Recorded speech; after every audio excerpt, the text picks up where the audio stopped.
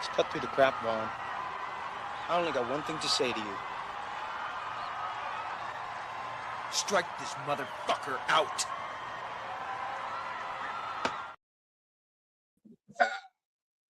Welcome in, guys. I'm probably going to get a claim for that, but you know what? It's better to beg for forgiveness than ask for permission. Anyway, I don't think it'll be a strike, so don't worry about that. But we're going to review one of my favorite sports movies of all time. One of the best baseball movies of all time. Maybe not the best, but it's one of the best. Major League from 1989. It stars Tom Berenger, Charlie Sheen, Corbin Bernsen, Wesley Snipes, in one of the first roles that make him elevate him to the superstar status. And that's probably why it wasn't in part 2 of this movie. So there are several sequels to this movie. Each one's not as good as the first one, though. Also, the great Bob Uecker, who was the voice of the Milwaukee Brewers. He was also a baseball player, and he also was on, was it Mr. Belvedere? I think he was the star of Mr. Belvedere, or one of the stars of Mr. Belvedere. I'm a pop culture nerd, so, I know all that stuff, but it was, man, this movie had I don't know. Anyway, let's just introduce everybody. I'm over here rambling on.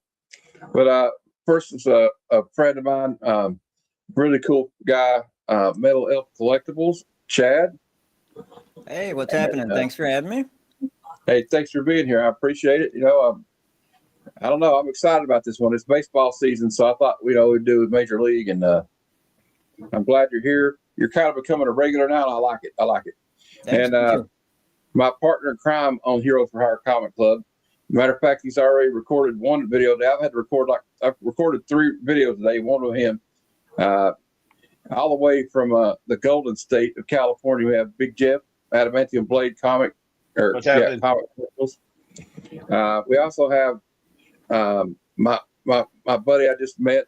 We're actually becoming pretty good friends. He's invited me on his show a few times, and we just did a movie review Monday.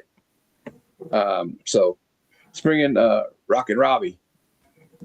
Station. How you doing? And another new friend of mine that's I'm in an Instagram comic club. We're called the Black Order Comic Club, and he's a member of the club. A really cool guy. Really fun hanging out with him the last couple of days. It's Zach. His channel is a Instagram page is called Tales of a True Believer. What's up, everybody? Excited to be here. Great title, by the way. So thank you. So guys, of course, I was talking about this great movie. It stars some great actors. I guess when the movie came out, would you say Tom Berenger and Corbin Bernsen were probably the biggest?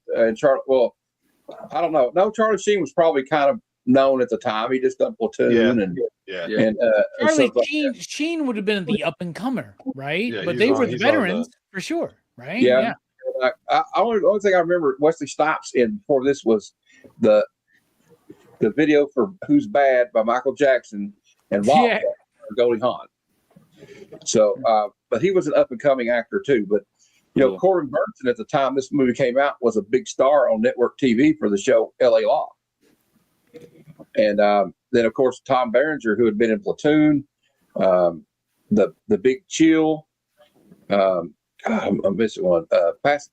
Eddie and the Cruisers, for God's sakes. He was in Eddie and the Cruisers.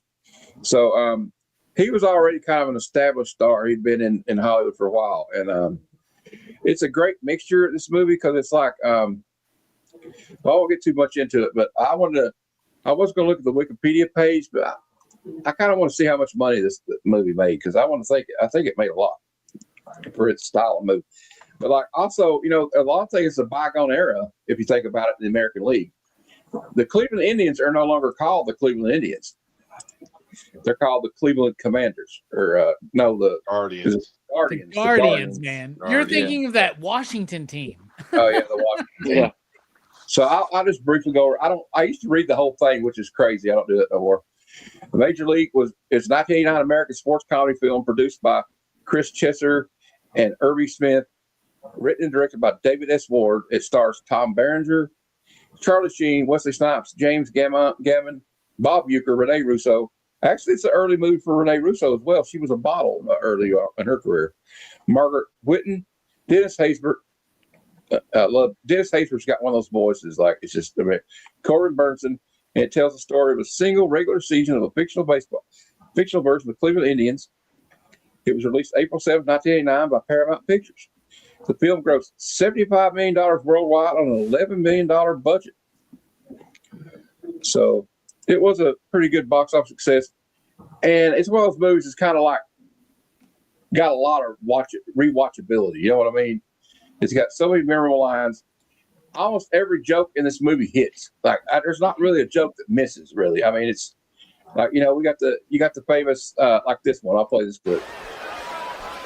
Vaughn into the windup in his first offering. Just a bit outside. He tried the corner and missed. So and like actually, I like the part where Bob Uecker's like, he's like, God damn it, who cares? And it's like, Yeah. Say God damn on the radio.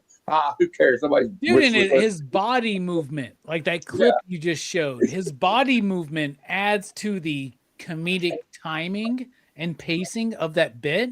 And this dude was well known as a baseball caller for the Milwaukee Brewers, right? That and like, voice.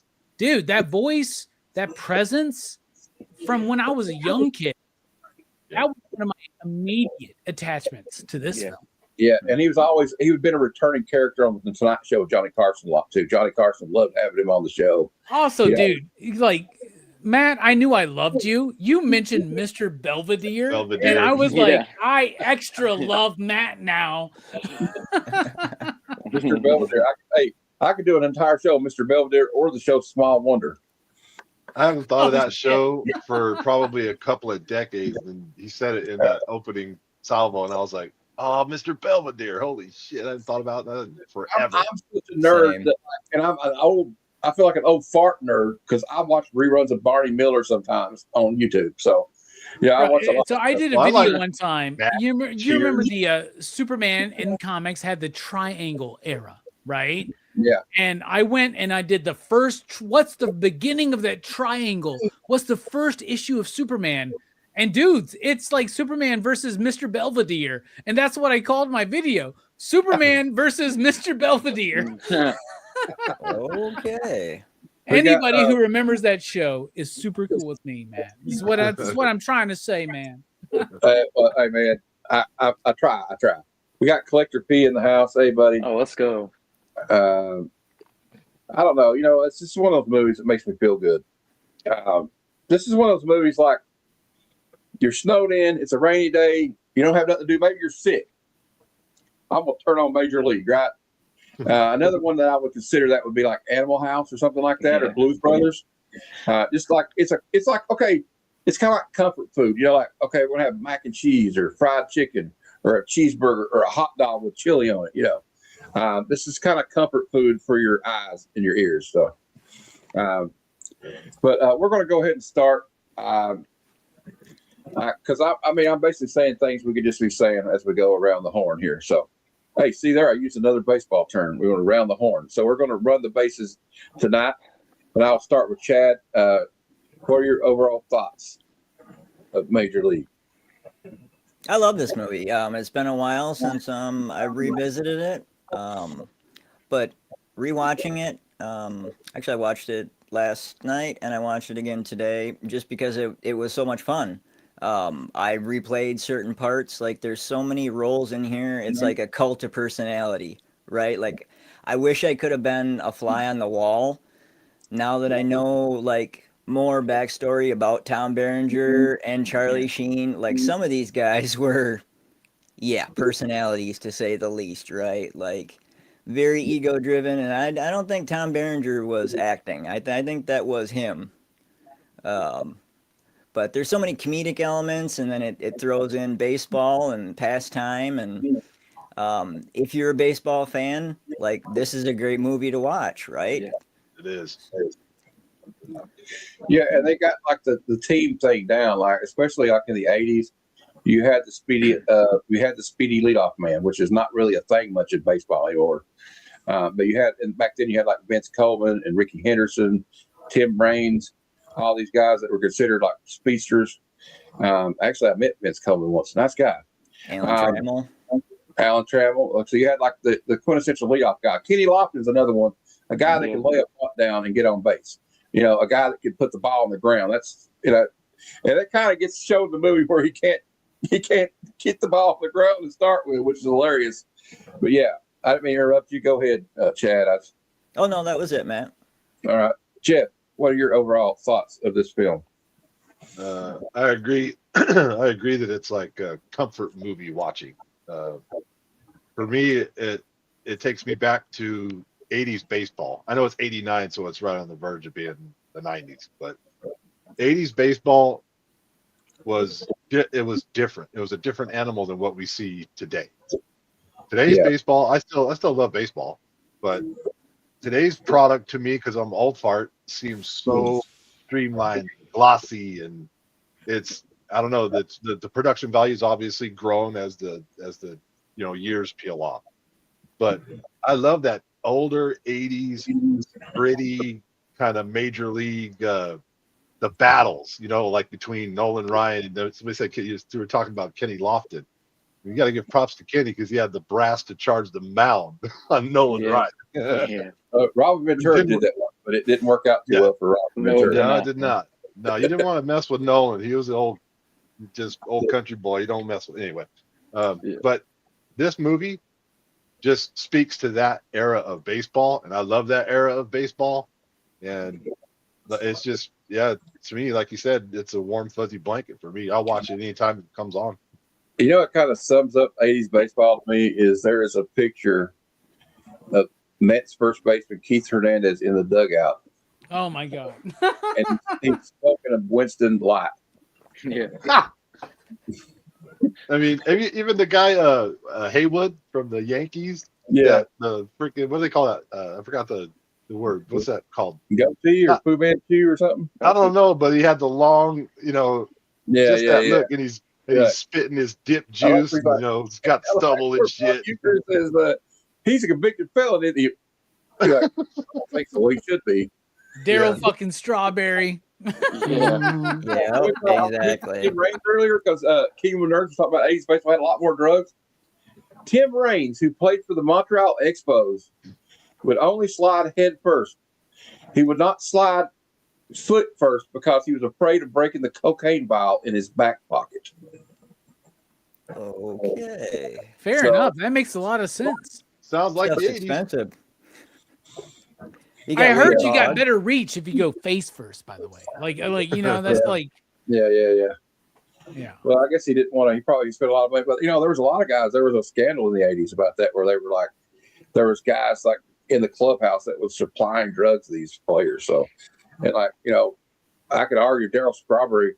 I wonder if he actually played better because of that. Like Strawberry was really jacked up half the time. So was Dwight Gooden. But it probably was. Who was that pitcher for the Dodgers who pitched like a perfect game or some shit on acid? Do y'all know what I'm talking about? That was for the Pittsburgh Pirates. His name was Doc Ellis. Where? Okay. He was tripping so hard that by the fifth inning, the umpire looked like Richard Nixon. No wonder why he was able to get such accuracy. The umpire going, I'm not a crook.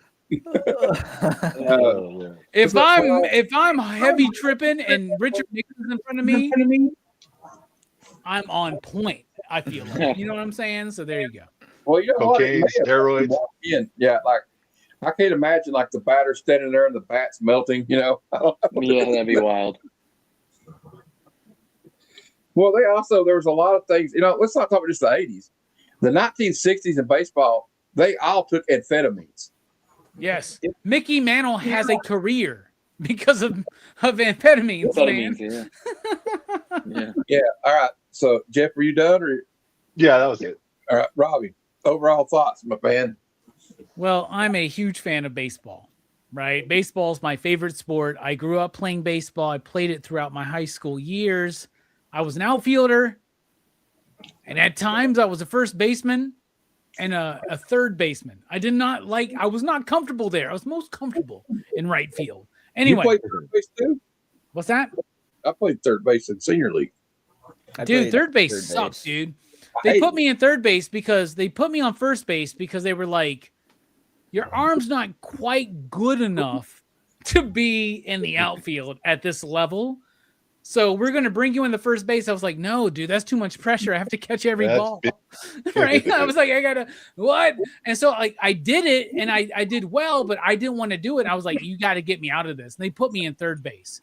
And then every goddamn ball, everybody's a right-hander at that level, right? And every goddamn ground ball is coming at me, dude. Yeah, you got to get. And I'm like, this is supposed to be the shortstop's fucking job, man, not me. They put me in right. They put me in right field later because of that. Because everybody's right-handed for the most part, and like also they put me at third because you got to have somebody that's a talented fielder at shortstop, right? So they're going to put him at shortstop. Soft hands, yeah. Yeah. And he got to try to cover my. Whoever can do a flip and a cartwheel is to be shortstop. Yeah, I mean, that's what happened. Like, I was only on the team because like they got to let everybody on. I had muscular dystrophy, but like, so I couldn't do a lot. So they let me play a few innings, but I always wanted to play baseball. But anyway, okay, Rob, I'm sorry I interrupted you. Go ahead, keep going. No, you're fine. The point being, like, I love baseball. Baseball is ingrained into my personality. One of the reasons why I do what I do on YouTube about comic books and movies is because of my love of baseball, my love of baseball radio, my love of baseball radio and commentary and sports radio and ESPN and shit like that, like, dude, I can do the ESPN guy, like, welcome everybody to Heroes for Hire Comic Club. Today, Major League. Is it the greatest sports movie of all time? Afterwards, the top 10 missed plays of the night. Anyway, I love that shit. Baseball is my shit. When this movie came out, I'm in third grade.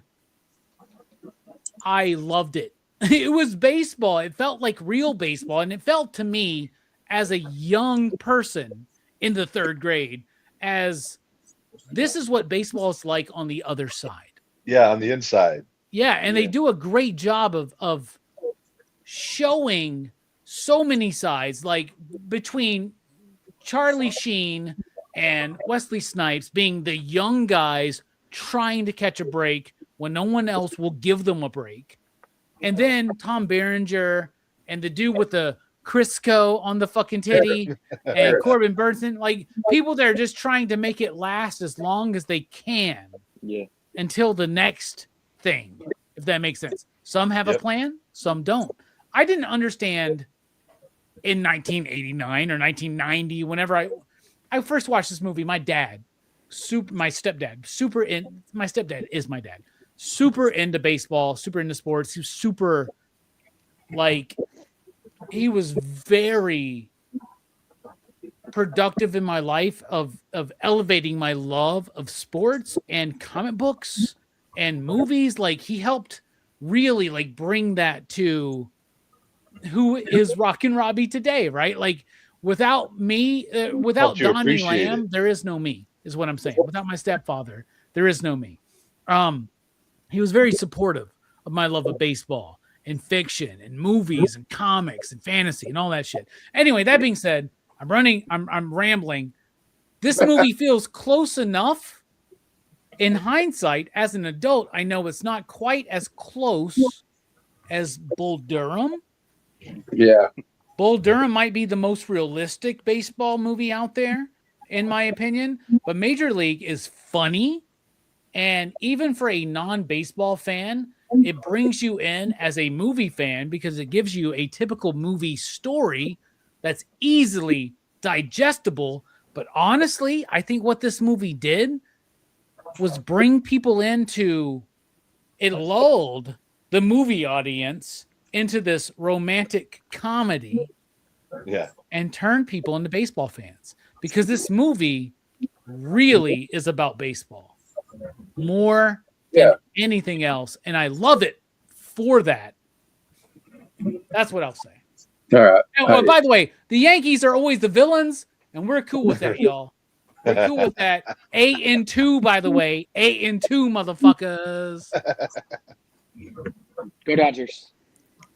Oh, we got all kinds of Warren houses in here. I can't say nothing. I like the Reds. All right. I do like the Red Sox though, so Robbie that's probably a strike against me, Robbie. But Wait, did you just say Red Sox? well, I used to like them. I don't really rock them that much anymore. But Zach, what are your overall thoughts of the film? Oh, he left. He left because you said Red Sox. No, I think Robbie's made a lot of really great points. I was, I'm going to echo, but coming from a sports family, you know, Major League is a movie that is talked about and you watch when you're old enough to watch it, right? Or not. But like, I didn't realize like until I was like watching some clips yesterday, kind of getting ready for this, because I've watched this movie so many times that like, you know, watch some clips here and there, and I remember a lot of things about it. And so like my brother played baseball with a guy whose dad was a coach, and he called him Meat in front of everybody. So that was his name for the longest time. His name was Meat, which was hilarious. But I quote this movie all the time and think about this movie a lot, you know, especially during baseball season. And it's one of those movies that if it's like on TBS during the day, like when you're homesick, or it's like halfway through when you get home from work or something, I'll put it on and see where it's at, and, you know, enjoy it from where it's at that point. But yeah, it's an all-timer, very quotable. And I think, you know, when people make their list of favorite sports movies, it's always on there, you know.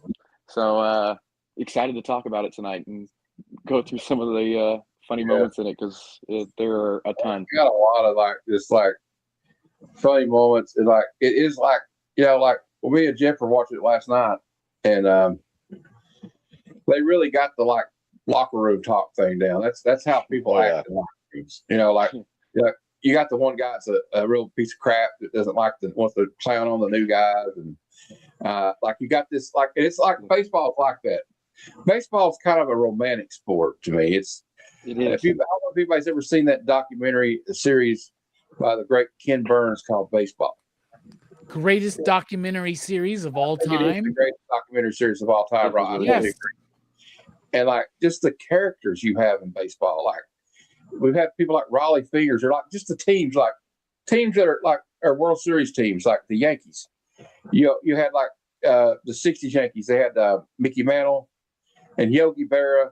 You know, Yogi Berra is famous for one time his teacher, he failed a test, and the teacher said, "Yogi, do you know anything?" He goes, "Ma'am, I don't even suspect anything."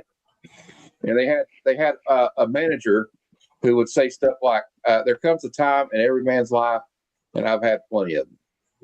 So like they had like these quirky guys though, like, you know what I mean? Like you got the superstar guys, but then you have like the other guys that are like, oh, you got a guy like, okay, the Braves in the 90s are a good example of that. You had guys that were just like, you can bring this guy in a pinch run in this position. Dave Roberts was like that for the Red Sox at one time. You had like these guys, like the Red Sox called themselves idiots. You know, that was like their little joke for each other. Like we're all the Cincinnati Reds, the Big Red Machine. You got all these guys like that would have like Pete Rose. He was one of these guys that would have played even if he had to pay you. If I felt like he was one of those guys, he would have paid to play. He just loved baseball so much. Unfortunately, you know, for somebody that loved baseball so much, he kind of effed up a lot. Unfortunately, baseball didn't love Pete Rose as much. No, they didn't. But there's like a storied history, but there's something like I said, romantic about baseball. Like there's so many magical moments in baseball. I was going to say the stories. So romantic is the tragic elements of it, right? Right? Like that's a part of it. Like success, tragedy, downfall, rise, like victory, heartbreak. It's all there. Dude, it's all there, dude. It's all there. Me and Jeff one night were watching. Said I want to watch. We're going to watch a couple of clips, and we watched like it can excite you. It can make you cry.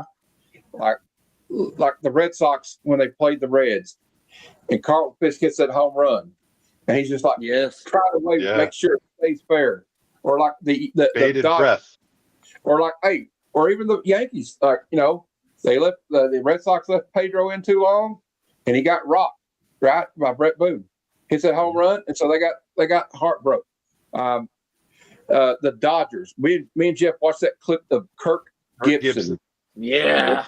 Well, that's who I was thinking of. I got Detroit. right now just thinking about it. I have goosebumps on my arms. Like and Bob Costas We some says, baseball lovers on this panel, Matt. Good job, man. This is great. Scene out of he said I was in the locker room, and you could hear him in there taking swinging practices off the tee. And he said it was like something out of the natural. Every time that Gibson would practice swing, you would hear him wince in pain. And he said he heard the trainer call Tommy Lasorda and say, he says he maybe has one good swing in him.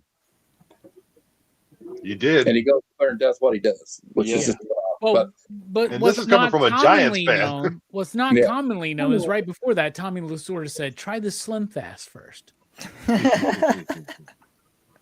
But like, look at this last year's World Series as well. I mean, every game was insane. Yeah. I mean, I don't want to talk about last year's World Series. I'm sorry. I'm not talking about the year before. I mean, the one against the Blue Jays. I will not bring up that fifth inning in the World Series, the one before this one. But I will say, baseball is it's the stories, it's things that you remember. It's the I mean, how many times situations? Yes, I don't want to. I hate to do this, but I'm sorry, Robbie. But the bloody sock with Kurt Schilling, you remember those things. And it's cinematic. It is, right? And that's what this movie does so well, is it lets people understand the pace of baseball. It can be leisurely, where you're sitting there drinking beer, chilling with your homies, and then all of a sudden everybody's like gripped in and paying attention to every fucking pitch, living and breathing, right? With holding their breath. Yeah, dude, it's crazy. What other sport were there people like when the Cubs actually won a World Series? There were people that went to their loved one's grave, and drank a beer there because the Cubs had won the World Series. Same thing with the Red Sox when they finally won. Yeah, it's just like there's something about it to people. It's like it means a lot to people. Now, I'm not saying it doesn't mean a lot to people either, but baseball was called America's pastime. And I saw Bruce say something about they play in empty stadiums now. Now, maybe that is true, but I think that's not true, by the way. Just watch. It's not true. Come on. Well, Bruce likes to joke around with everybody, so he's if you're the Athletics, but they're working on that. Okay, the Las Vegas Athletics. Yeah, I put a poll in the chat, and I said best baseball movies. And I forgot to put Moneyball in there, which Moneyball is pretty good too. Ooh, it is. I've still never seen that, dude. Sandlot, though, I see a lot in the chat. Sandlot, Sandlot's all time too. Anybody saying For the Love of the Game? I know people like crap on that movie, but it's a great movie, perfect game movie. Yeah, I like it, dude. Yeah. 8 Men Out is one of my favorite baseball films. Oh yeah, I forgot about that one. That's a great one too. And the Angels in the Outfield. Yes, actually. Baseball. I think that baseball is woven into the DNA of the U.S. It's the sport. I know, dude. It's woven into the DNA of film, right? Yeah, like the hero's journey is baseball. And right? like you say, it could go from leisurely to white knuckle. Because it's like an incremental game. A lot of people think it's boring. It's too slow. I get it. When I was younger, I thought it was kind of boring. I like to watch football instead until I started to understand the nuance of it. And then I was like, because it's those small little steps, the bottom of the ninth, 2 strikes, 2 outs. It's a tie game. All these things that just build. They build better. They build better cinematically than other sports. I would say, every other sport, and forgive me for completely bashing Ken Burns baseball here, but this was part of what was said there, right, by a lot of people. Matt, you mentioned it. Ken Burns baseball, greatest, in my opinion, documentary about sports of all time. But other sports are against a timer. Right? Baseball's not. Everybody has the same number of outs, right? So when you're pacing a movie, like you can pace the movie to work with football or basketball or hockey. We've seen great basketball, hockey, and football, American football. Okay. We've seen great movies about those things. Like Miracle is an amazing movie, right? There's something about baseball, though, where you have like the same number of outs and it leads to itself with the pacing of a movie. And it just feels like everybody has the same opportunity. It's not like get it done in this amount of time. Yeah. It's get it done in this amount of opportunity, right? And baseball really, to me, excels. Like somebody in the chat mentioned, it's hard to pick between these 4 or 5 movies that y'all have mentioned. That's like choosing between your favorite kid. We're talking about baseball movies. If you're talking about what are the greatest football movies of all time? Yeah. Are we going to come up with 10 movies each? What about basketball movies? Maybe basketball, but like hockey, boxing, like other sports, like baseball to me is the quintessential American sports movie. And it's just maybe because I don't know, but that's how I'm feeling. Well, what I liked about this was they really went in on the strategy of the game, like the communication between the players. Because I was a pitcher, right? You are constantly to me it was like hunting. I'm looking for the batter's weakness. What is he going after? What is he missing? Right? And my catcher. Yeah, like you pay attention to those little. Is he holding is he dropping his arm? You know, is he swinging ahead? You know, all those kinds of things, and you can see in that movie the way that Vaughn and Wild Thing there, they communicate back and forth, and everyone else. I really appreciated that part of it. Yeah. Now, there's a quote by Hall of Fame baseball manager Earl Weaver, who managed the Baltimore Orioles. And when they lost the heartbreaking World Series in a comeback victory by the Mets, and when the reporters went back in the locker room and said, "Did you think you had it won after the 8th inning? Did you think they were going to come back?" And he said, "That's the thing." He says, "In baseball, you can't sit on a lead and run a few plays into the line and just kill the clock. You've got to throw the ball over the damn plate and give the other man his chance. That's why baseball is the greatest game of them all." Mm-hmm. So, and see, he was kind of making a dig at like football there, or like that's one thing that hurts me about basketball is all the fouling when the clock's running out. Oh God, it kills me. But anyway, I mean that's a smart strategy. I know why they do it, but yeah, I agree with everything that's been said, and like the whole team thing, and like Paul said here in the chat, you know, you have like a buildup. Like there's nobody watching these people.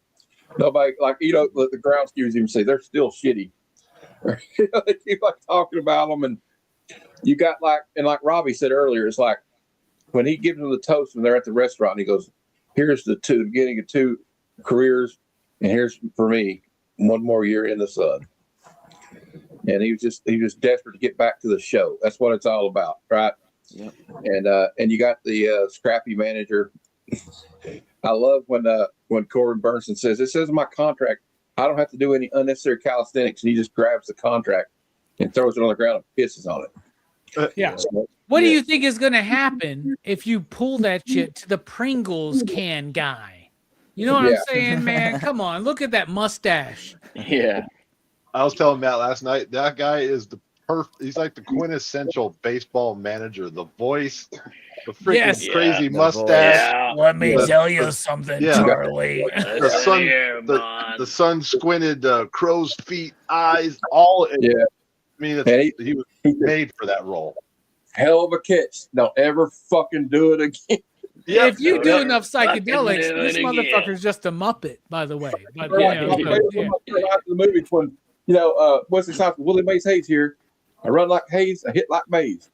And then when he shows him, he starts popping up. He goes, "You may run like Mays, but you hit like shit." Yeah. And I was like, "You're a poet and didn't even know it." I almost he's got that perfect voice. There's a television edit of it though, where they edit out hit like shit. He says, "You may run like Hayes, but you hit like his sister." I almost think that's funnier. It's not though, Matt, because it doesn't rhyme. Well, it doesn't have to rhyme. It still gets like his sister. And it's slightly problematic in 2026. Oh boy. Oh boy. We'll be all right. We'll be all right. I'll have to play. Joe Boo's got me. I asked Joe Boo to come. Take fear from bats. I offer him cigar and rum. He will come. So we're going to talk about the cast, and I will start in reverse order this time. I'll start with Zach. What is the performance you'd like to highlight or a cast? And you can pick more than one. I think. Well, let's pick one each, and then if anybody's got any more, we can throw it in there. But we got a lot to choose from. When I wrote my favorite characters, I basically just listed the entire cast. So I'll start. I with know, you, and Zach. if I get talking too long, I'm going to say the entire cast. So I'm just going to go with one. Try to think of one, and then we'll go. Oh, I'm going with Serrano, man. Serrano is my guy, and he's great in the movies after this. Even the third one, he is hilarious in that third one as well. Serrano is the man, and when they need him to, he comes in and he hits a dinger. So I love him. I love that he loves all the Jobu stuff, the whole thing. So, and the performance is hilarious. And his interactions with everybody. I mean, all of it. The whole Jesus can't hit a curveball, all that stuff is great. You know, let me hit curveball. Yeah. Yeah. You saying Jesus Christ can't hit a curveball? Yeah. Yeah. But the scene where he hits the home run and he's like, fuck you, Jobu. Fuck you, Jobu. And then he goes off and does it himself and hits the home run and takes the bat with him around the bases is just, all time. We talk about the little things, right? When you're talking earlier about his pitching form and all that, like him running around with the bat is just a great little choice that they were made that just adds, another extra couple minutes of laughter to the scene, Extra level to the idea of like playing with like the superstition within baseball, right? Yeah. And, what's great about that part is like, it's the last 20 minutes have this intensity of a baseball playoff game in real life. It does. It does. That's what I was saying. Like people can watch this movie and understand why we love baseball. If you watch a random game in mid-April, you might not get it, but like baseball. Riddle me this though. Why is it that you know how Major League ends? We all know how it ends. But as it progresses in that game we're talking about and it's going inning by inning, why is it still tension? I know how it ends. Hey, when Wesley Snipes is running, I'm still like, come on, Willie. I'm just like Charlie Sheen. Come on, Willie. Yeah. Yeah. It's like I still feel like there's a chance that Serrano's going to miss that pitch. Yeah, because they set it up enough that Willie doesn't get to the base. Serrano doesn't hit the ball over the ball. They set that up so much that even when you know what's about to happen, because we've seen the movie 10 times, we still feel the tension of the moment. Yeah. Just like you feel the tension of the 1989 World Series when you watch it on replay, right? Yeah. You feel the tension in that moment. Yeah. Hey, Zach, do you have anything else to add? I mean, Oh, no, you're good. No, that was it. I just wanted to give my love to Serrano because I know everyone's going to talk about all the other characters, and I'll chime in on some of the other big guys. But, Robbie, what is a character you'd like to highlight? Well, first of all, let's highlight what's the dude's name who was the Christian guy with the Crisco. He was Harris. That guy. He's really funny in the fucking movie. And they wouldn't do this in a movie today, where it was like voodoo practitioner and a Christian guy who's not too Christian if you pay attention to the movie. Just saying, right? But their dichotomy and the way people react to it, they wouldn't do that today because it's poking fun at both sets of superstitious beliefs, right? And that's funny to me. So major shout out to him. Another character, what's his name? Jobu? Jobu.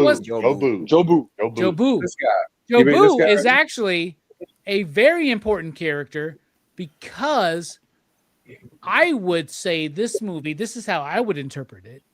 Jobu made sure that Serrano didn't hit anything other than a fastball until he believed in himself more than anything else. And what a true God to be there.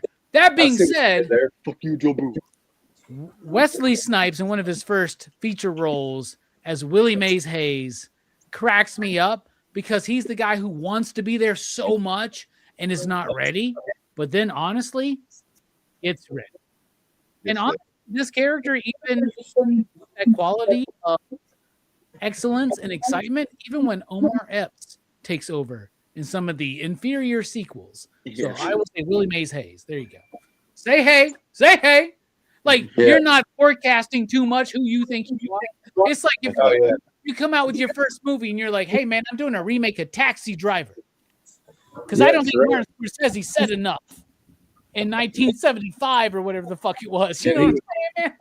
It was Fredo would be president, and he later on would sell Allstate Insurance for everybody. Yes. But what's great about the part Wesley Snipes is, though, like, I like how the security guards come in there and just carry his whole bed out there and leave him outside. Like, that's like a police academy bit, right? Like, that's like a police academy bit, and it works, dude.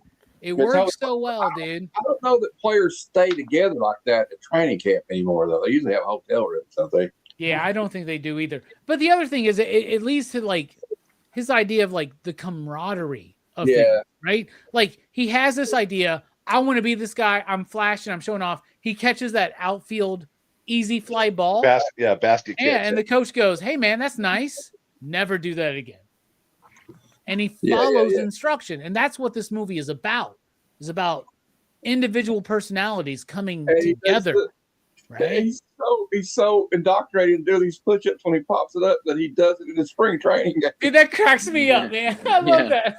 That was great. All right, Jeff, highlight a performance from this movie. My favorite is just like he was talking about. That was a great catch. Don't ever do that shit again. Yeah. That guy just won. He won my heart. He's the manager for all baseball teams. That's who he is. And this one's right on the nose and right in everybody's face. I'm going to say it anyway. Baseball is the other character of this movie. So, I know it's short and sweet, but there it is. Well, it's true though, Jeff. It's true. Yeah, it's a love letter. It's a love letter to baseball. I love when they call Lou Brown on the phone and ask him, "Hey, you want to be the manager of the Cleveland Indians?" Oh, I don't know. I got a guy on the other line. Can I call you back? I got a guy on the other line about some white walls. White walls. White wall, yeah. Let's be honest. That is the best performance because that dude never breaks character, and you know that guy. We all know that. I know dude. him. Yes. Yeah. He's coached me before. Yes, exactly. All throughout my life, you know. So, Chad, what's the character that stands out for you? I'm going to go with Jake Taylor. I'm a big Tom Berenger fan. Sniper, Platoon, so many movies I'm blanking on. I always thought he was underrated, just an amazing kind of stoic actor. But in this movie, I'm not so sure that he's acting. Once I've heard stories of how he got Billy Zane kicked out of basically being in Sniper. He was the secondary character that only got a little bit of screen time. He got booted out of further sequels.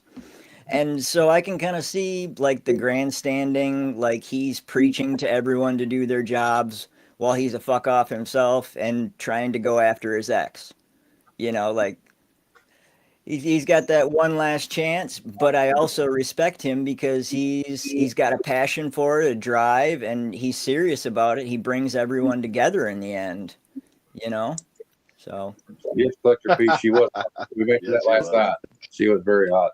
That being said, Rene Russo, I still would get it. You know what I'm saying? She's this movie. She's in two great baseball movies. She's also in Bull Durham, right? No, not Bull Durham. No, she's not in Bull Durham. Not Bull Durham. No, that's Susan. She's in Tin Cup, which is a golf She's movie. in Tin Cup with Kevin Costner. I'm misremembering. Mm-hmm. But, dude, by the way, watch Thomas Crown Affair if you're a Rene Russo fan. Oh, I love her. Yeah, watch her in Tin Cup, too. Watch her in Lethal Weapon 2, kicking people's asses. Yeah, that too. Lethal Weapon. Dude, I love Rene Russo, man. Or Lethal Weapon 3, Lethal Weapon 3.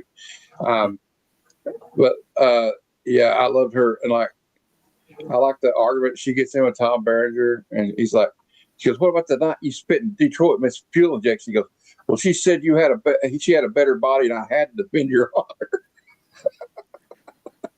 Oh my God. Like, did he really think that his head that was going to work when he said that? I hope not. That's like a 14-year-old's response. Yeah. I'm going to talk about, the one guy I'm going to talk about is the Wild Thing, Ricky Vaughn.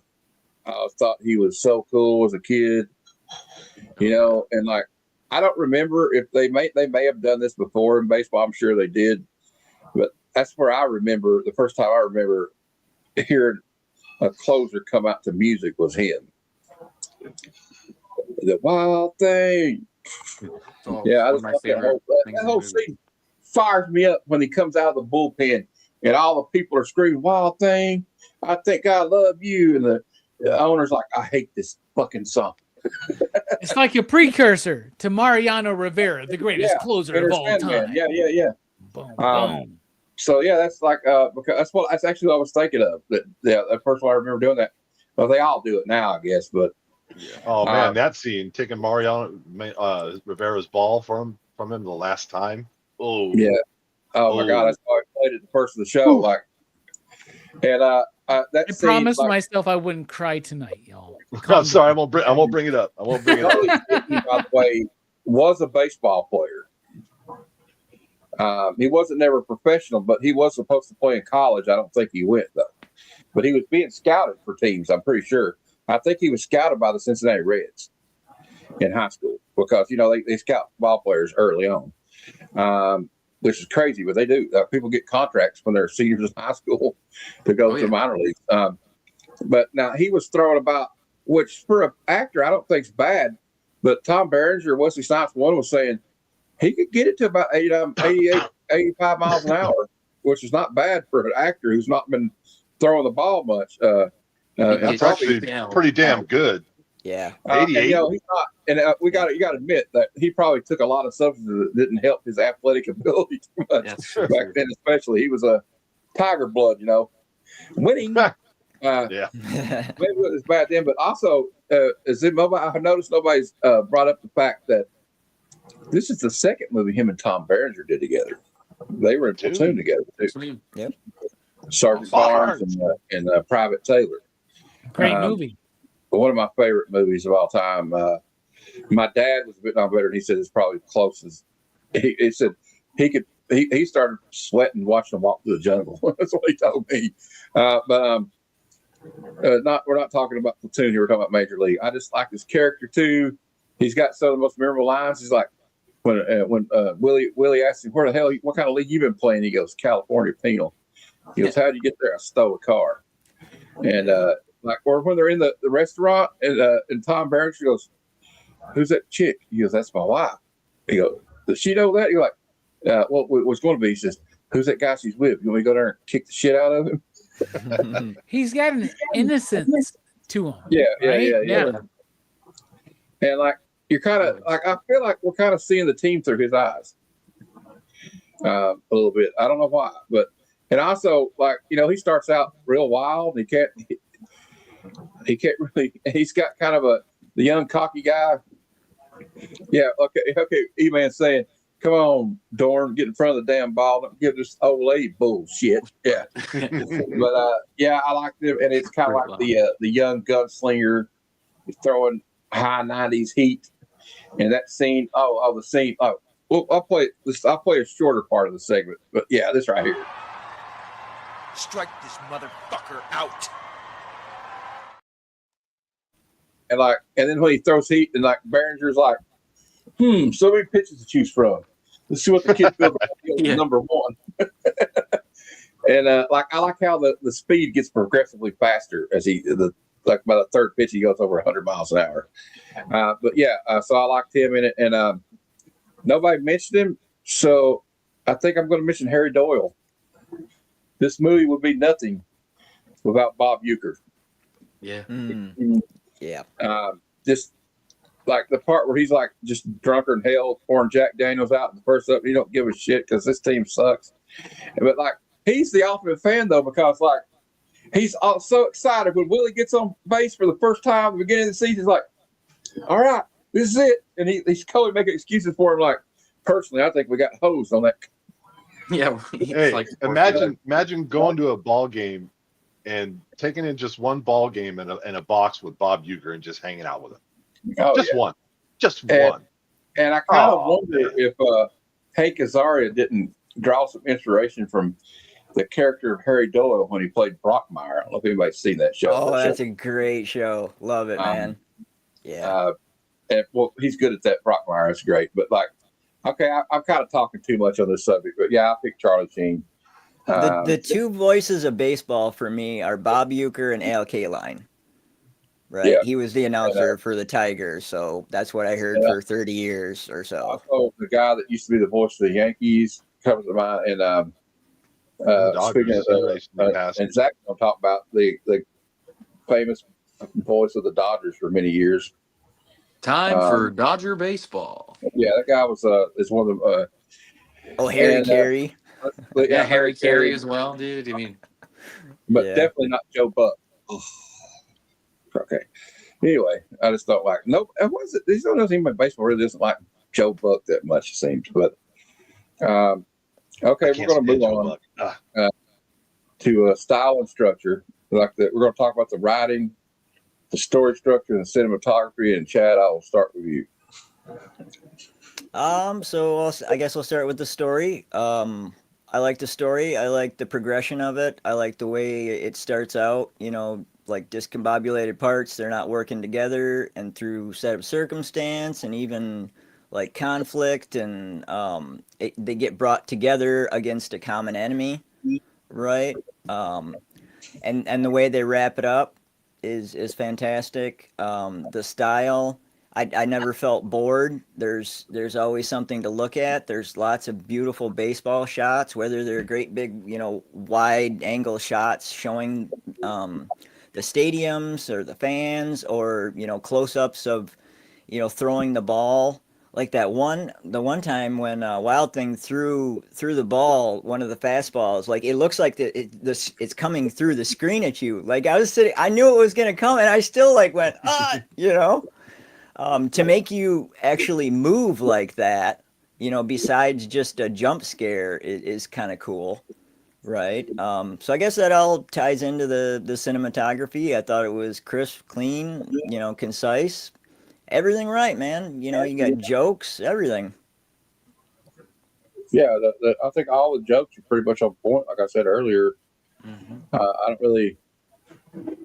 don't know, and like we were talking about earlier.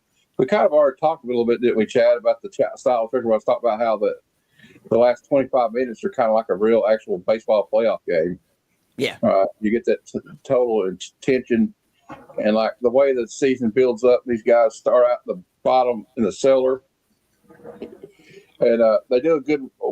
I think it's kind of a long intro of this film with the Randy Newman song, but I really think the Randy Newman song. Well, okay, I shouldn't be in that. I know we're not talking about music yet, but like the whole intro where it shows the montage of like how many times this team has lost. And when this movie came out, the Cleveland Indians were like one of the worst teams in the league. They were notorious for losing. And so they kind of set that up with their history real quick, I think, and concise, and all that stuff. But Jeff, I'll go to you with the style structure. I liked how they brought all. So it's a comedy, obviously, but it's also a love letter to baseball, I think. And I love how they brought in all the individual characters. The whole team kind of one by one starts popping in, dropping in their own style, and you're seeing all of the different, the different people in the locker room. Like we talked about in the beginning, the grizzled vet with bad knees, the guy who's like, hey, I don't have to do this because it's in my contract. The guy who's, Willie Mays Hayes and Vaughn, who are just trying to start their career, raw talent, but need a little bit of molding. And it just seems like, from the beginning that she's putting this team together to lose, to land in last place, to dive bomb the attendance of the stadium. And despite her best efforts, it slowly turns. They find out, just I think style and structure of this thing was perfect for me. But I also am very, very aware that I'm totally biased because I'm a baseball fan. So there's that too. Yeah. Yeah, I agree. It's there's a lot of just the whole journey of the team, all that stuff in between, and you get to know the guys, and they do a good job of making you care about these characters. Yeah. You want to see them do good despite all the adversity. Like when they're like, "Oh, this is pretty good." 747 Milwaukee. No, this is your plane coming right here. It looks like it's from the 1940s. Like, oh my God! Like who? I was joking with Jeff. I said, Jeff, if the plane that pulls up to bring you to Lexington, Kentucky, to bring me to your house before we go to Heroes Con, look like that, what are you doing? He said, I'm turning around and leaving. But Robbie, what do you think of the style and structure? Structure-wise, it's exactly what everybody said. It's structured like a contemporary movie of its time, especially a romantic comedy. I love how it is able to put in that lovesick romantic quality without detracting from its commitment to portraying baseball from a player's perspective. So I really like that. And I think that style-wise, it's shot very well, and it is able to play with its structure in such a way to kind of almost mimic a baseball game. Slow start, little intrigue, intense ending. Those are the best baseball games. That's what Major League does. Major League with style and structure. Thanks, Robbie. I like what Paul said here too. He's like the part where they went at the end and all the strangers in the bar are like jumping up and down and hugging each other. That's kind of what sports does to people, makes everybody friends for a moment, or enemies. I don't know. It just depends. That's true. I was in the, I think it's the 03 or 04. I might have the year wrong, but the first recent year the Giants won the first out of 3 and 5 years. I was in a bar in San Francisco. I wasn't at the game because I didn't have tickets, but being in that town, in that bar, in that sports bar, watching the Giants win that game at home, you can't, the electricity is real. The crowd does go wild. The cops had a hard job that day. And I don't know, it's just I don't know, this movie's a feel-good movie. That's all I can say about it. They really do a good job of making it a feel-good movie with a lot of humor, and then when something bad happens, like when he feels out that he just slept with Doran's wife, you're like, oh no, this is not good, but it turned and I like Corbin Bernsen punches him, knocks him on the ground, then picks him up and hugs him. So because I think he knew he'd effed up too. He fucked up too. His wife caught him cheating, so she got back at him. Zach, what do you think of the style and structure of this movie?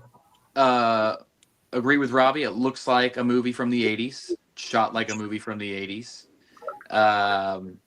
It's got great montage. Every sports movie's got to have a great montage, right? The win streak and the reason for wanting to do the win streak and the reward and stripping off the stickers, if you will, throughout the whole thing. Great. And then it has a phenomenal slow-mo, great moment in the game scene right at the end with the running the bases. Every sports movie has to have a great slow-mo moment, right? And it's usually at the end of the game, and it's usually the play that gets them to win the game. But running through the bases, falling over, and basically blowing your knees out to win the World Series, win the pennant. Great. So, it hits every mark that a great sports movie has. And then you throw in the comedy, the really well-written comedic characters, the over-the-top characters that they have. And the pacing's really good, too. It flies by. It's not like it ever really drags. They go out their places other than the baseball realm, right? They go to great restaurants, and they go to their places, and they have the storylines with there are other people in the movie, right? Like the women and whatnot, and that doesn't ever really drag the movie down. And sometimes in film, when you go from other places besides the A plot, it kind of drags the movie down a little bit. And this one just flies by, and that's what makes it a great sports movie. So Yeah. And like, I really do like. I don't think the love story angle like really takes away from the movie. I think it kind of enhances it because, like, you know, like although Tom Berenger has been charged with stalking nowadays, but and like how did he get into her apartment twice without a key? But and then he follows her home. I love the scene where he walks to that dinner party, and then that guy's like, "Stay away from her." He's like, "Suck my dick." And what's awesome is you have their win streak, and you have the stuff going on that helps kind of keep that stuff fun and those scenes fun, because there's the overarching thing going on in the movie and everybody knows about it. And so like it's a good thing that keeps the plot going forward, and it adds some fun things that you can do like that. Right. So yeah, it's a well-made movie. Well, I can't believe I forgot to talk about this while I was talking about him, but and since we're all comic fans here, right? What is Tom Berenger sitting there reading but a Classics Illustrated? Yes. And he's like, this is fine literature. I got some reading to do, right? And then Corbin Bernsen like throws Crime and Punishment at Wild Thing. Here, this one will fit here or whatever, like. So even the little scenes on the bus shows, guys and how they are, ragging each other, and it was great. Yeah, I like the part where you got the crafty veteran pitcher. He's like, "What's all that shit all over your chest?" He goes, "Well, this right here is Crisco. Bad to sell." He just goes through all the, and like, the superstitions of being baseball players. Baseball players are some of the most superstitious athletes there are. I mean, and then when you put that in a film setting and you turn the dial up to like a 10, it's a lot of opportunity for really fun moments and really fun character choices, and like it would just be a joy to play. They do that synchronized thing while they're on the bench, like clapping and hitting their feet. The hat turned inside out, the rally hats on. Oh yeah, dude, and that's a big part of baseball culture. Yeah, like and showing people that kind of stuff. They do a good job of that too. It's not this movie, but it reminds me of Bull Durham too, where they all have that meeting at the mound, and the manager goes like, "What the hell are y'all doing out here?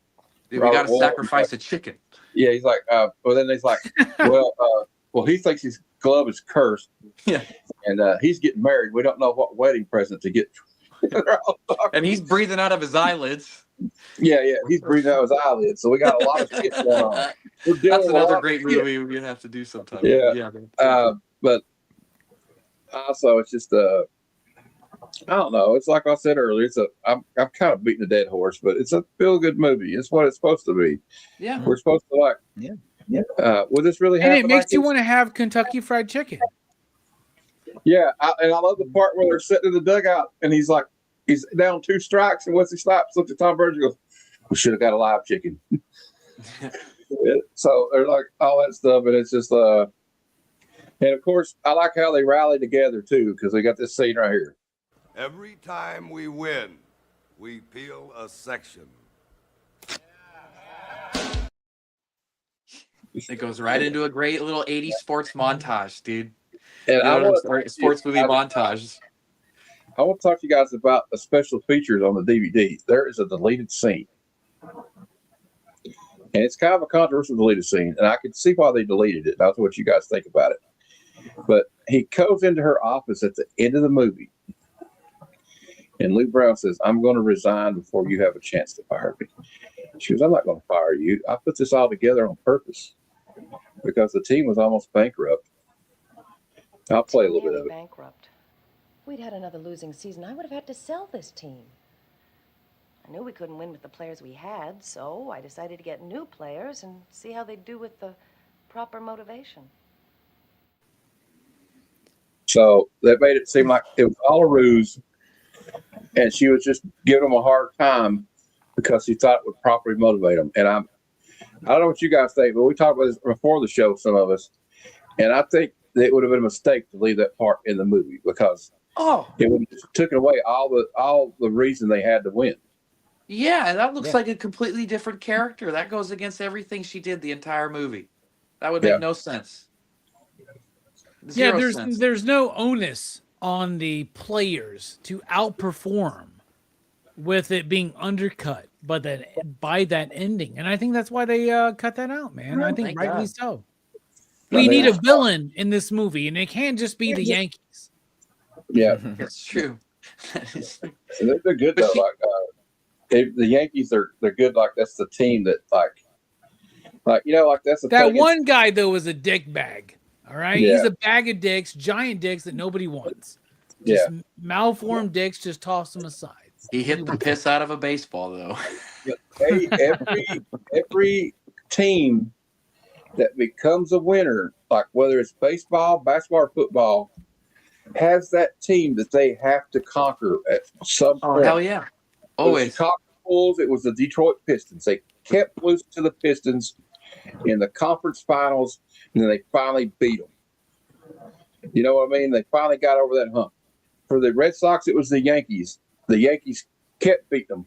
When they were down, sorry, Robbie, when they were down 0-3, everybody said, oh, it's just the typical Red Sox. They're going to freaking lose.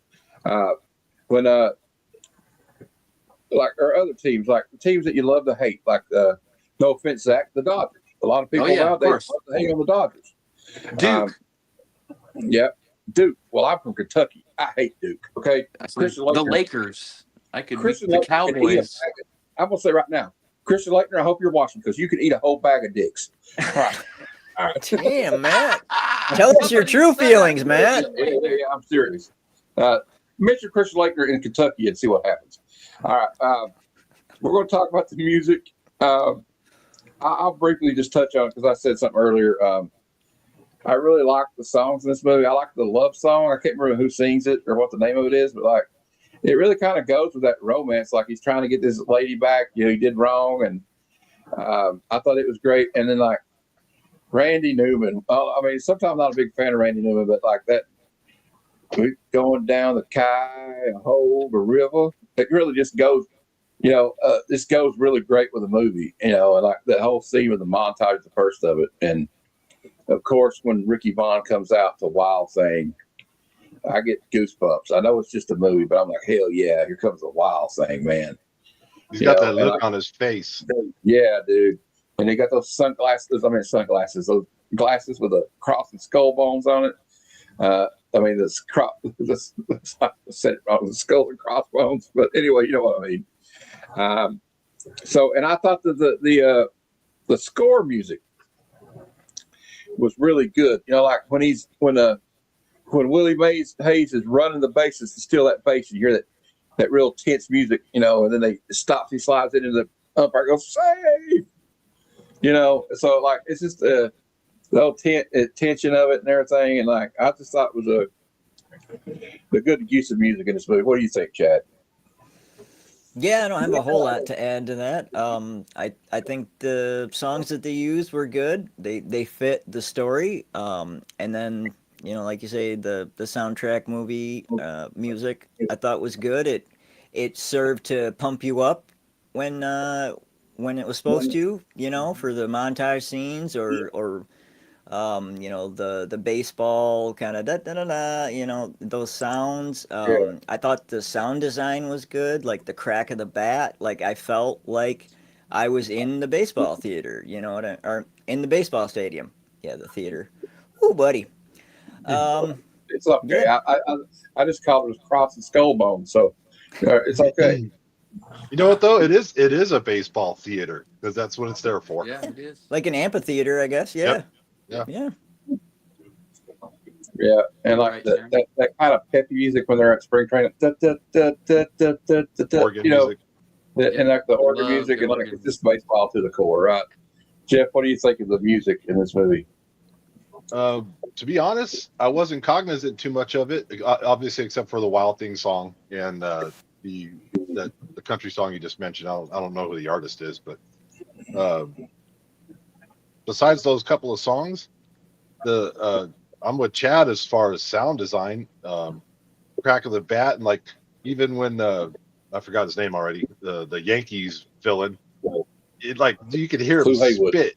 Yeah, Haywood. You hear him spit. Yeah. You hear it hit that dirt. You know, it's just all of those sounds, just so many memories. You know, sounded. You know, he led the league in every category, including nose hair. Remember?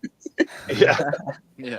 but and like the little, I just love the shit talking from the catcher to the batters and to, the first baseman when Wesley's on, or when Willie Mays Hayes, all that little stuff that you're like we were saying earlier, you get the inside look.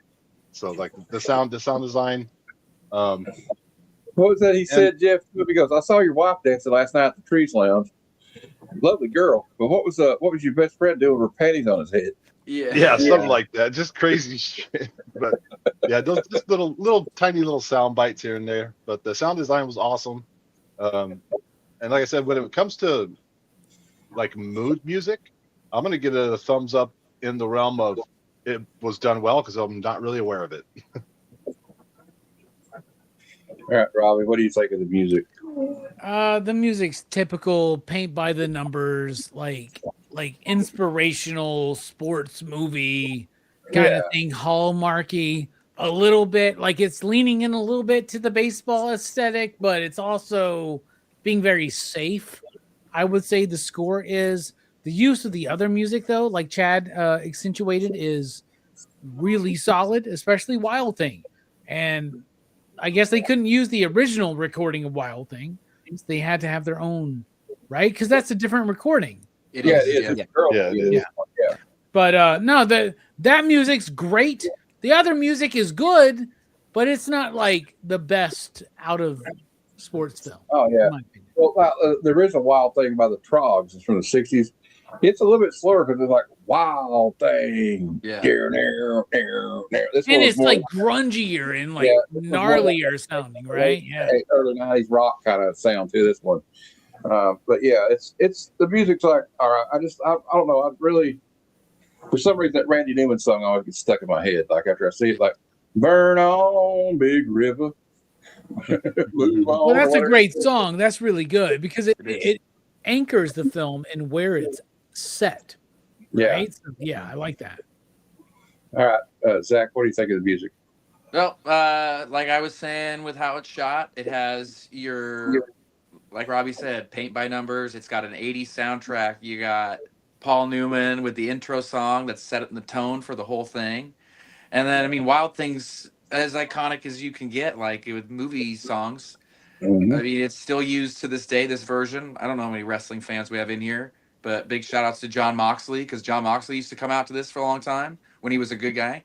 And people still sang it exactly like they did in the movie and created that same environment. And I think, I mean, everybody's singing it. And what wrestling shirt we got? Oh, shout outs to The Rock. I'm wearing Danhausen today. You were cursed.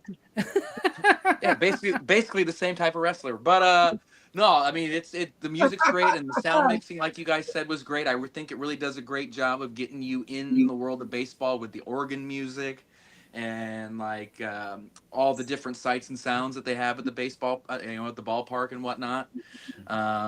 And yeah, like I said, 80s music, dude. So 80s country rock ballad songs, dude, and Randy Newman and all that, the great guitar, big hair band stuff. So yeah, it was great. Yeah, hell yeah. I'm glad you mentioned wrestling because it gives me a chance to give a shout out to Phil Brooks for that Pipe Bomb 2.0 he dropped Monday. Yeah, right. I'm gonna tell you right now, Matt. Just a little side note, my friends don't like CM Punk, and they say CM is a punk, and I have to fight them all the time. These are morons, but CM Punk is the man. Yeah. And that I'll tell you promo what. was great. I'll tell you what. I agree with everything he said about Mr. Kicker, by the way. So yeah. Anyway, like I don't know how he got away with that shit. I don't know if he got jumped on after that because like I don't know. It was like wrestling, but like damn. I mean, some people, if you said that about them, they might come back there and punch your face. Like I don't know. So I don't know what Roman Reigns really thought of that, but. We're kind of digressing here. We're talking about the music. We're going to talk about. There's a lot of people at WrestleMania that have some receipts coming, and my favorite one's going to be what Liv does to Stephanie because Liv is fucked up right now. Okay. Oh my God, you want to talk about a baseball? You want to talk about a baseball? We could do a whole stream on that, though. I mean, like, hey, Callie, good to see you, man. All right, we're going to talk about the themes of this movie. What's this movie trying to tell us? I think it's pretty much cut and dry for me. But I will wait to tell you what I think. Chad, I'll let you go first. Okay. I think it's kind of an underdog tale, right? They're a team that's down and out, right? They band together. People don't believe in them, even the fans. So there's that aspect to it. The teamwork aspect to it. Perseverance, whether it's Tom Berenger going after Rene Russo, right? Like he doesn't give up. He doesn't let the asshole, what was he, a lawyer or something, intimidate him. He just keeps on and he wins her over. They win the championship. Also limitations, right? Your physical limitations. They're talking about, kind of aging out in sports, what they have to look forward to, what's going to be next on the horizon. Yeah, that's probably about it that I can think of at the moment. Thanks, Chad. What do you think the movie's trying to tell us, Jeff? I think it's a redemption story for like Chad said, for the aging veteran. Does he have one last hurrah in him? And you got Bond's character who was trying to steer his life in a different direction and finds redemption in baseball. And there's the love story, the romantic comedy love story that's wound up in there that has Rene Russo and Tom Berenger coming together. So I see a lot of redemption stories from different perspectives, all wrapped up and throughout this movie. Yeah. All right, Robbie, what do you think? I think this movie is about the importance of authenticity in the midst of someone else's narrative, right? So these players are there because they're the worst. Nobody cares about them. They're not going to make a winning team. Somehow they start putting things together and being a decent team. But once they find out that the whole construct of this team is to lead to failure, right? To doom this team to levels of neglect that will lead to an easy sell-off to Miami. By the way, very prophetic, because Miami does eventually get a baseball team and has 2 World Series before Cleveland does. Yeah.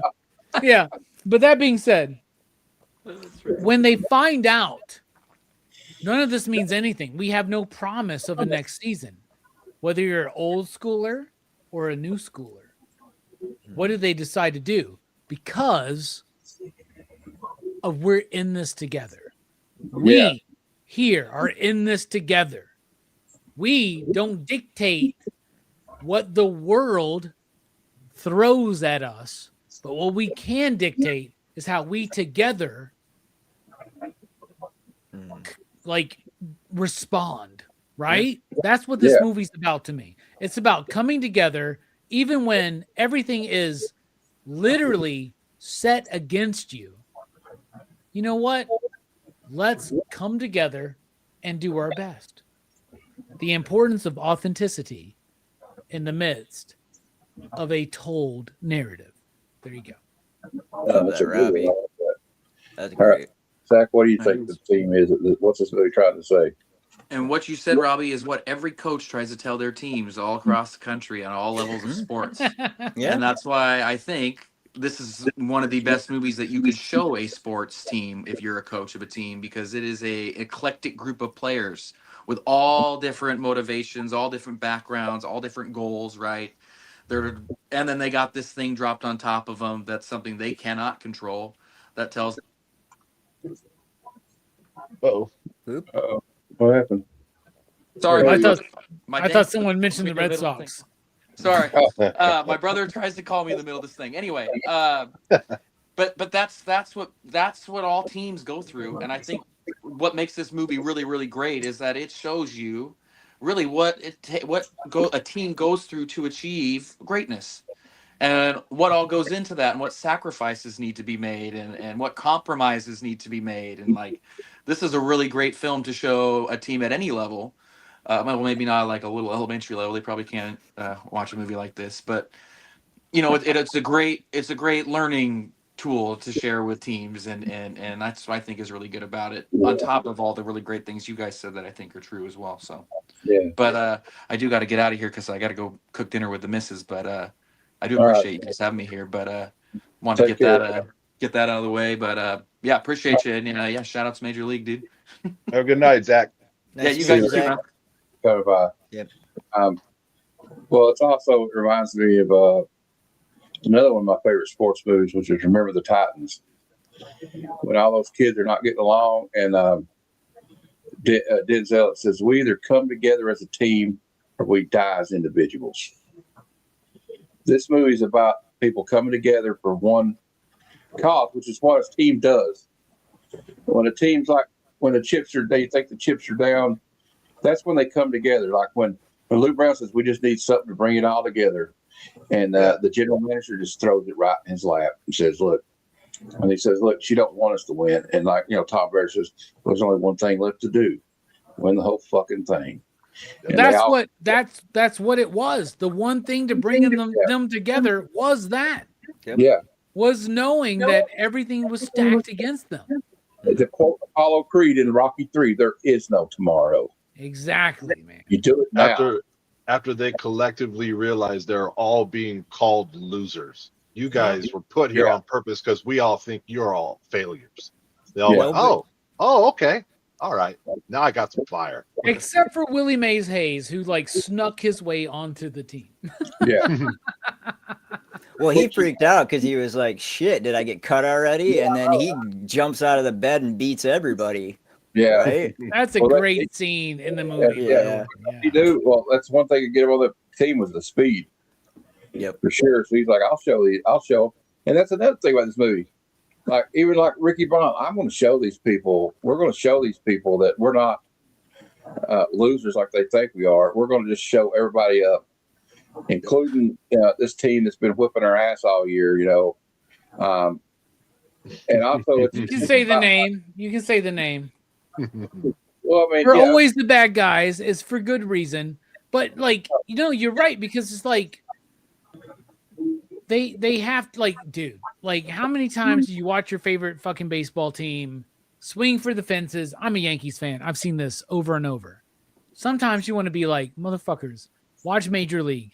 Small ball is what wins it at the end of the day, man. I kind of feel like the sabermetrics have kind of ruined the game a little bit. All these like launch points and launch angles or whatever, they're like swinging for the fences on, and that's why the batting average is down. But that's a story for another show. This is not ESPN. But yeah, and like just like you have a bunch of characters that like they'll probably never even meet each other unless it was being put together on this team. They're thrown together. They don't know each other. They don't necessarily like each other. Corbin Bernsen freaking can't stand Ricky Bonner. You never know why. I mean, he really just turns on this guy, even though he just quit because he don't like his haircut. And but at the end of it, it's a beautiful thing. It kind of reminds you of team sports. He punches him in the face, and then he picks him up, helps him up the ground, and he gives him a hug because they still won together. Like, I only got one thing to you: strike this. That thing gets me every time when he says that to him. I get goosebumps when he says, "Strike this motherfucker out." Because like, look, regardless of what happened, I want you to win this game for us. We've come a long way, and also it's like about slaying the dragon. Haywood had killed Vaughn all year, and finally, Vaughn up there, and what's Taylor tell him? This is the out you've been waiting your whole life for, kid. Like it's the whole thing is just like the only other one is, I don't know, more motivational. This one to me is the end of the fucking Natural when he says, "Pick me a winner, Bobby," and the kid gives him his bat, and he fucking knocks the lights out. But that was more like a serious tone to it though. But like, still though, at least this guy, it's just like I don't know. That's the theme of this movie. It's like a theme of a sports team, a good sports team that comes together. The underdog, they come together, instead of individuals, and they win because Corbin Bernsen's out for himself the whole movie, right? Until the end of it, when he finds out nobody gives a shit about you either. Well, I think to the point of them unifying, like just in general, to the case that no one is more dangerous than the person with no one to lose, right? They're counted out. Yeah. They're being plotted against.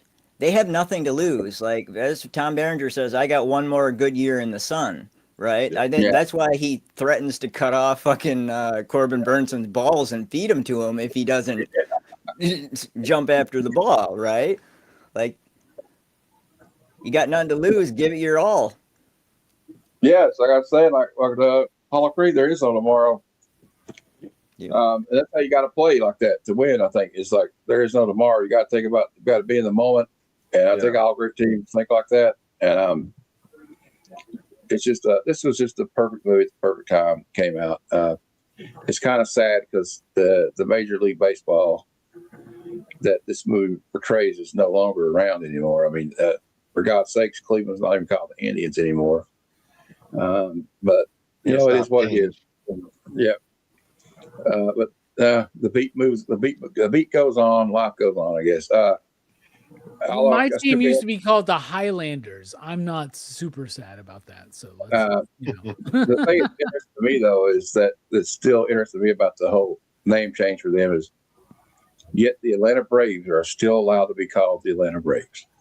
Oh, and they do the whole tomahawk chop and everything, man. Yeah. Yeah, I know. That's my local team. Everybody loves the Braves here, man. Yeah. That's the goofiest thing. But that's another show too. I don't know. I kind of think that waving that yellow towel around is kind of a weird thing too that they do in Pittsburgh. But sorry, Steeler fans.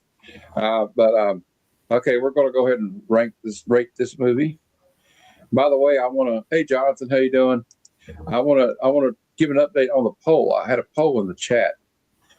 What is it? I only picked 4, so I wish there was more spots available. We have 4 choices though. What is your favorite? I reworded it like this. Which one of these is your favorite baseball film? Major League, Bull Durham, The Natural, or Field of Dreams? Coming in at 17% of the vote, Field of Dreams. Also tied at 17% of the vote, The Natural. Coming in at number 2 with 25% of the vote is Bull Durham. And Major League has 42% of the vote in the top spot. Oh, wow. We could disagree or agree on that, but that's just what the the chat said. I don't know. Chat's wrong, but it's okay. I like Bull Durham too, but like I don't know. This movie to me is awesome, but like the main highlight of Bull Durham for me is Susan Sarandon. Oh Lord! All right. Well, anyway. Bull Durham's a great movie, but the best movie about baseball is Sandlot. The Sandlot. Come on. Oh, that's a good one. Yep. I forgot to put that one. There's so many good baseball movies though that I even like the. Can't pick one. It's too. Can't. Chauncey has the funniest Charlie Sheen stories that he came to UCLA to practice one day. The Boggs is saying, "Go Yankees." He said, "The guy on my team just does Charlie Sheen, where he throws the ball in the manager's office." Okay.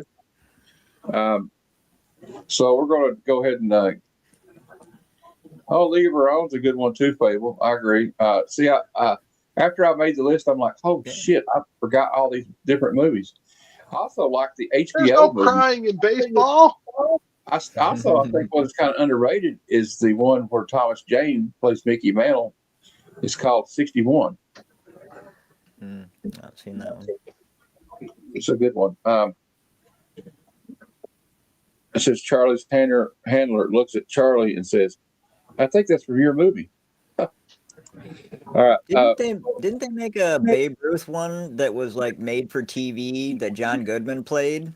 That was a theatrical movie called The Babe, right? Or just Babe? Oh. Yeah. I remember liking that. Yeah, and there was a Ty Cobb movie called Cobb with Tommy Lee Davidson. Tommy Lee Jones and Robert Bull. Tommy Lee Jones, yeah. Tommy Lee Jones. Really good shit. Yeah. I watched that movie like, damn, Ty Cobb was a fucking prick. Famously. Yeah. Yeah. There's Yeah, also Friday. the Chadwick Boseman film about Jackie Robinson. What was that? 42. Oh my God, that movie's so 42, good.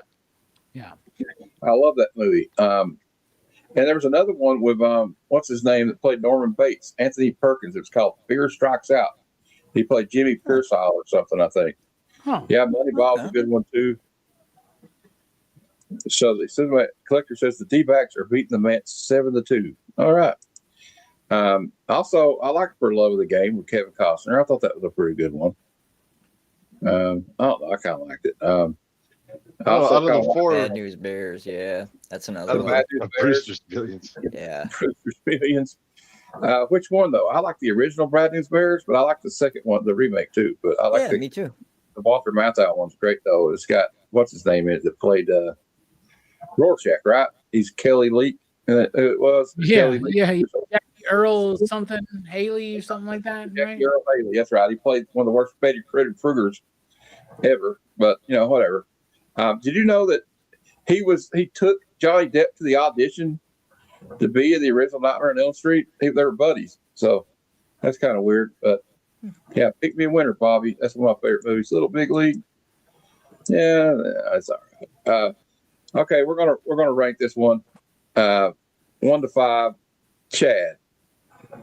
Yes. So all in all, I don't think it's a perfect film, but it's one of my favorite sports movies. I'm not going to shut it off. I enjoy every minute of it. All the different aspects of it that we've all talked about tonight. Great points, everyone.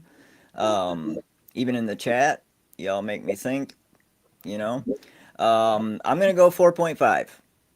Like 4.5. Solid score. Jeff, what are you going to rank it? I got to give it a 5 because that's what my heart tells me too. It's a warm fuzzy blanket for me.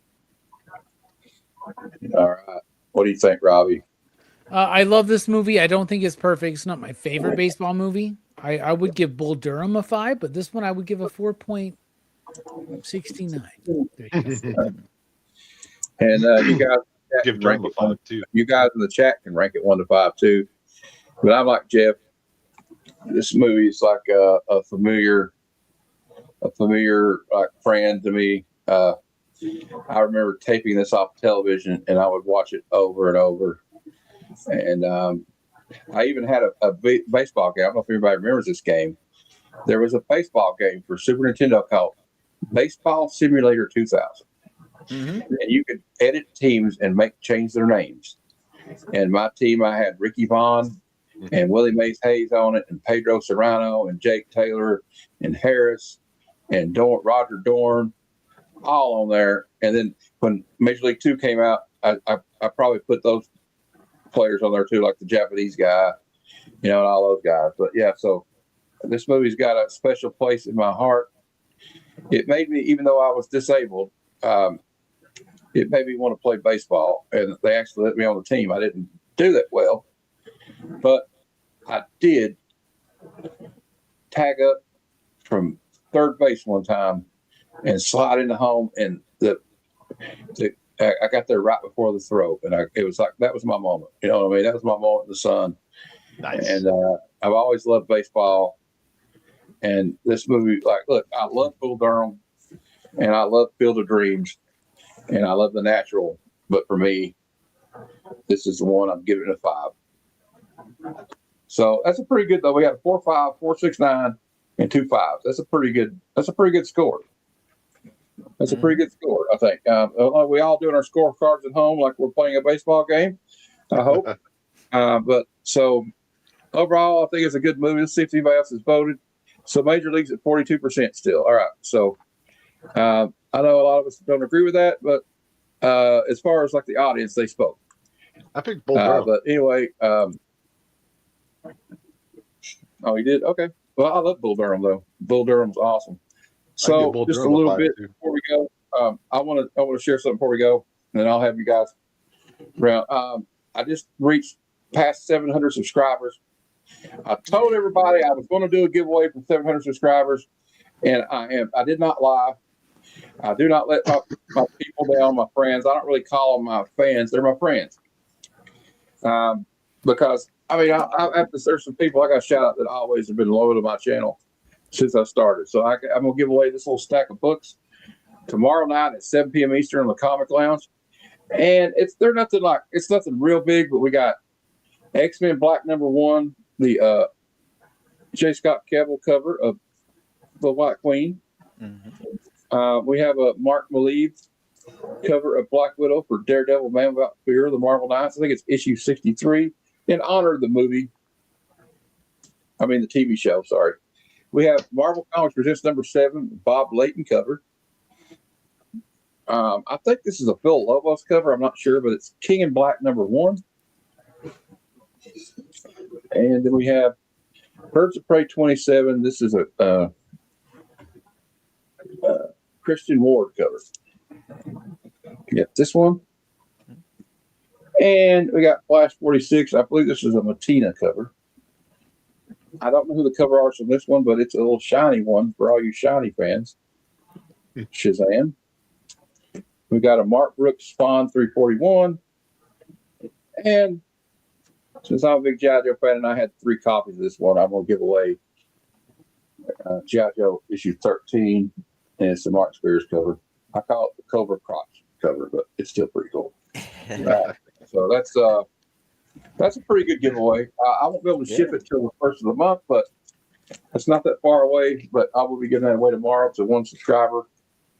And before we go, before I shut up because I talk too much, next Wednesday at 9 p.m. Eastern, we will be reviewing Captain America 1990, and we'll pose the question: is this the worst Marvel movie of all time? I don't think it is, but we'll see what the chat says. We'll give them an option. We'll maybe do a little poll. But we have the Italian Red Skull in it, and it's definitely not a perfect movie, but it's a fun movie. And back then, when I grew up, that's all we had. Okay, that's all we had. So, Chad, you got anything coming up you want to talk about? Yeah. First off, though, congrats, Matt. Well deserved, and thank you for having me back again. I appreciate it. I have a great time hanging up with you guys. Let's see here. So my next thing I do an interview series called Metal Musings on my YouTube channel. So next Monday, the 13th, I will have Hero Bishop on for part 2 of the interview. He's a cool guy. He does a lot of shorts, puts them on Instagram. Just a super funny guy. He's a tattoo artist down from Kentucky, I believe. Got his own kind of recovery tattoo shop.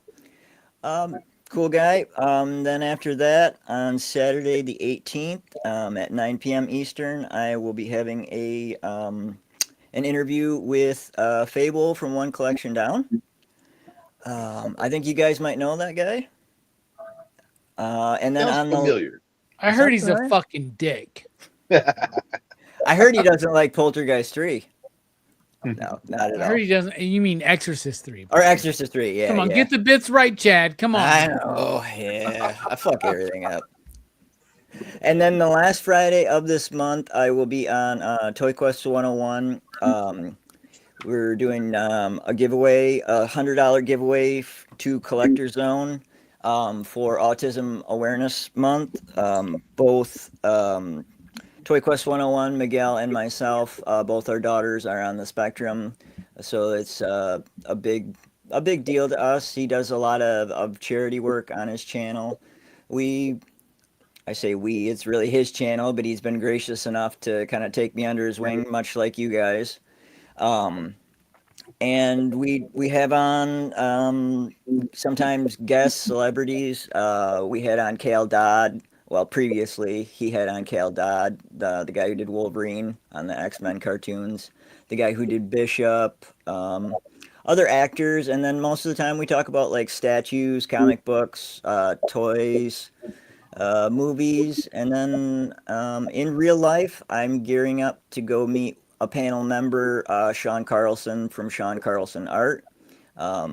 Will be next month at Motor City Comic Con, and then for my birthday in August, I'm going to StatueCon at Collector Zone with a bunch of great people from the community, Hero Bishop, Gem Mint Collectibles, Toy Quest 101, Anyone is invited. It's a free event. It's not really, I guess, what I call a con. It's more of a mixer. They bring in people from Sideshow, from Weta, from all these companies all around the world, and you can go around and ask them the process of how this is, right? Like I was a newcomer, and totally gracious people. Marcos, the owner there, is a great host. You get drinks and there's intimate dinners after. We just have a great time. So that's August 6th through the 9th at Collector Zone in St. Joseph, Michigan. And that's it. Yeah. Thanks, Chad. Sounds like fun. Jeff? I don't make content. I'm just your jovial international internet stowaway. You'll see me where you see me. We just make content. We just make content today, me and you. Yeah. We reviewed G.I. I guess I don't make my own content, I guess. we reviewed this. It comes out Saturday. Yes, we did. Yep.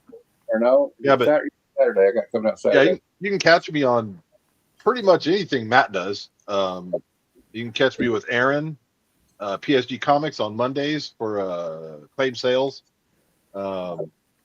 And Kingdom of Nerds, I would do a show with him on Fridays at 5 Western and Sundays at 5 Western. I think I got that right. If I didn't, sorry. It's all good. Robbie, what's coming up, man? I know you just did an interview tonight. Yeah, I had a couple today. I got one tomorrow, a couple on Friday. But yeah, pop culture philosophers, movie reviews, comic book reviews, interviews. All kinds of views. There you go. That's what we got. PCP, home of the view. Please view it, right? Hell yeah. Please view. Yeah. Good reviews. I just watched the one this week, last night. So he got some good insights. And he actually reads all the comics. He doesn't skim over them like some people, but he actually reads his comics. So well, thank you, Matt. You can tell, apparently, because you feel the pain sometimes. Yeah, although I think like sometimes maybe I'm trying to be overly. Well, I'll tell you backstage about something else. Maybe sometimes I'm overly positive, especially about Marvel. But that's just the way I am. I'm always trying to be upbeat. But you know what? I'm trying to think of something snappy to say that's like from this movie. But it's kind of a passing me by right now for some reason. But anyway, you should just go, wow, thing. Yeah.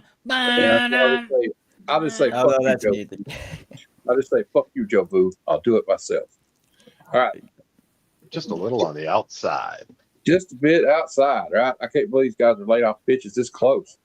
All right, guys. We'll see you later. Thanks. Come, son of Jarrell! Kneel before Zod! Snoochie boochies.